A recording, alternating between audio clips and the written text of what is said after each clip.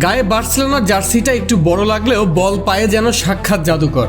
বয়স মাত্র 11 বছর, কিন্তু এখনই যাকে ঘিরে তোলপাড় পুরো ফুটবল বিশ্ব, সে আর কেউ নয়, লা মাসিয়ার নতুন বিস্ময় বালক হুগো গালদিয়ানো।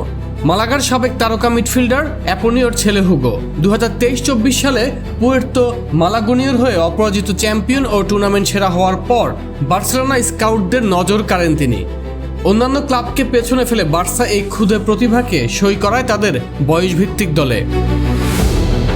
কিন্তু কেন তাকে নিয়ে এত চর্চা? কেবল গতি বা ড্রিবলিং নয়, হুগোর আসল শক্তি তার ট্যাকটিক্যাল ব্রেইন। প্রতিপক্ষ চ্যালেঞ্জ করার আগেই ফার্স্ট টাচে প্রেশার কাটিয়ে নেওয়া, স্পেস তৈরি করা এবং মাঠের ভীষণ রিড করার ক্ষমতা বয়সের তুলনায় অবিশ্বাস্য।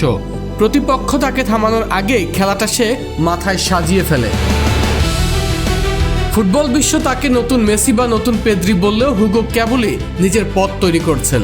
11 বছর বয়সে এখনই আকাশচুম্বী প্রত্যাশা না চাপিয়ে ফুটবলটা উপভোগ করতে দেওয়াটাই বুদ্ধিমানের কাজ।